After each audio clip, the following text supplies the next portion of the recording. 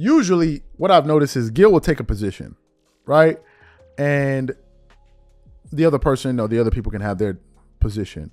But once the conversation kind of simmers down, the emotion simmers down, usually what happens is Gil now just starts to talk basketball. And then he will now start giving you information that you wouldn't otherwise know, right? And he will have this information because he's a former player. He's been in the league, knows people in the league. So he knows how the NBA works. You've been in the system, right?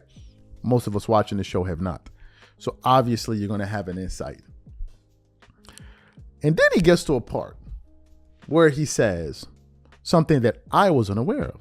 And it's something that I followed that series, where essentially he said the NBA wanted LeBron James to win his first championship or something. And it was already in the story, in the script.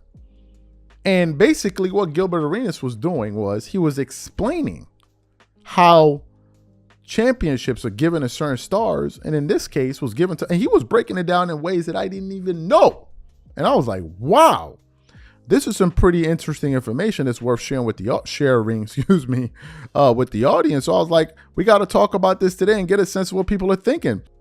So what we want to do now is want to play exactly what Gilbert Arenas had to say. I want you guys to listen to every second of what he had to say, and I want to come back and react to his comments. Take a listen to this here. Oh, really? But they also don't bring that up when they talk about his LeBron's first championship was some bullshit. NBA gave him that. Like, because I played, I already knew what was going on. They had they had OKC somehow beat the Spurs, right?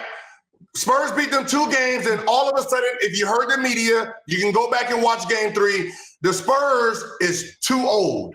They're too old to keep up with OKC, right? Because they wanted a young team going against LeBron to give LeBron his first championship. That was what was going on then, right? That was the narrative then. That was the move then. They were trying to give him his first championship. They didn't want him playing against the Spurs. They gave him an easy one. If everything's a conspiracy, it's hard to have like a genuine conversation. They gave him an easy one. They laid it out there for him. He was acting like everything's shaded back. I just said that. I don't really buy into that. I just said that. So you heard what Gilbert Arenas had to say. Now I didn't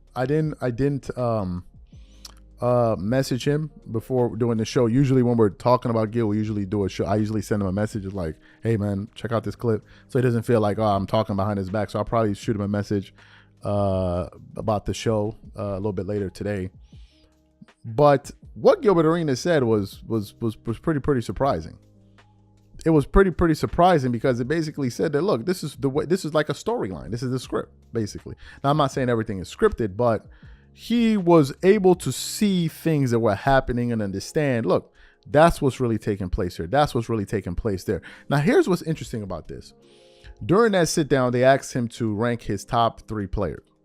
And in his top 3, he had Michael Jordan, LeBron James, and Kobe Bryant, right? And they were kind of going back and forth and back and forth and back and forth about it. They were asking him, why do you have LeBron ranked so high? But Gilbert said on many occasions that I don't think LeBron is... Listen, Gilbert Arenas said that he doesn't believe LeBron is the GOAT. He has Jordan. But what he also said is what I think I know, and I think is what a lot of NBA players know, is that it's not close. He said it multiple times that he doesn't think it's close. I never thought it was close. Ever. Ever. Now, where Gil and I disagree is we both have the same favorite player, because my favorite player is Kobe Bryant.